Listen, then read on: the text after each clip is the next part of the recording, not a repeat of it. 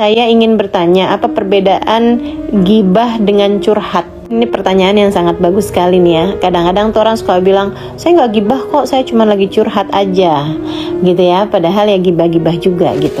Nah ini yang pastinya sih, kalau ditanya perbedaannya ya, kalau curhat itu kan kamu sedang mengeluhkan keadaan kamu kepada orang lain. Itu curhat ya.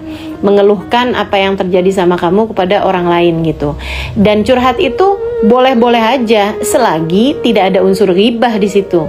Nah, kalau udah kamu sih curhat sih ya, curhat sama orang lain tapi ngomongin suami kamu, ya itu kamu curhat juga ya, kamu ghibah juga berarti, gitu kan. Nah, kalau ghibah itu definisinya lebih jelas ya.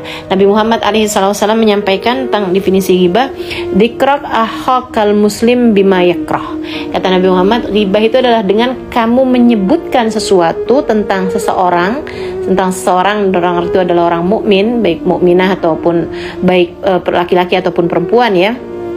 Bima yakrah, dengan sesuatu yang dia nggak senang kalau dia dengar. Kalau dia dengar dia nggak senang, itu artinya ghibah gitu. Seorang sahabat nanya nih, ya Rasulullah, bagaimana kalau yang disebutkan itu adalah sesuatu yang memang benar ada sama dia? Misalnya gitu ya. Maaf nih teman-teman, orang jelek, walaupun dia tahu dia jelek, tapi dia nggak seneng kalau dibilang jelek. Kan begitu tuh, gitu ya. Misalnya nih, mohon maaf nih, ada orang pincang, gitu ya. Dia tahu dirinya pincang, tapi kalau disebutin sama orang lain dia pincang, gitu kan. Apalagi dengan kata-kata, lihatin tuh, dia pincang tuh, misalnya gitu kan. Nggak seneng teman-teman, gitu kan. Nah, yang seperti ini nih, ghibah bukan Rasul. Kalau emang bener ada sama dia gitu. Katanya Nabi Muhammad bilang, yaitu ghibah. Justru itu yang namanya ghibah. Kalau misalnya tidak ada pada orang tersebut, itu namanya udah bukan lagi ghibah, tapi buhtan, kata Nabi. Buhtan itu artinya fitnah gitu kan. Kalau udah ngomongin orang, sesuatu yang nggak ada sama orang tersebut, ngejelekin orang, sesuatu yang orang itu nggak kayak begitu tuh, itu namanya udah bukan lagi ghibah. Akan tetapi sudah jatuhnya fitnah. Dan kita tahu kan, fitnah itu bahkan lebih kejam daripada pembunuhan. Wal fitnatu asyaddu minal qatl. Pembunuhan teman-teman lebih kejam daripada pembunuhan, karena pembunuhannya itu udah bukan lagi pembunuhan secara fisik, akan tapi pembunuhan secara mental, membunuh mental orang tersebut sehingga orang tersebut kan jadi pembunuhan image, pembunuhan karakter ya, orang itu jadi jelek gitu kan secara karakternya gitu. Nah ini teman-teman saya sekalian, itu yang namanya ghibah dan itu yang namanya curhat ya. Itu juga saya sampaikan tadi juga fitnah gitu. Jadi kamu tinggal lihat-lihat tuh gitu.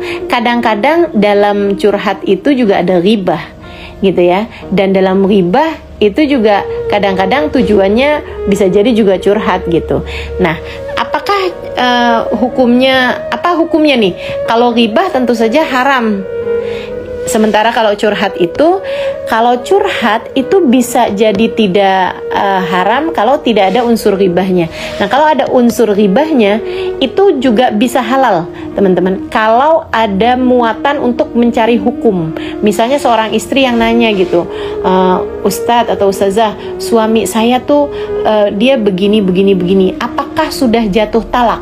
Ataukah dengan cara seperti itu sudah boleh bagi saya untuk meminta cerai dari dia, misalnya gitu ya. Nah, itu kan ada muatan hukum yang ditanyakan gitu.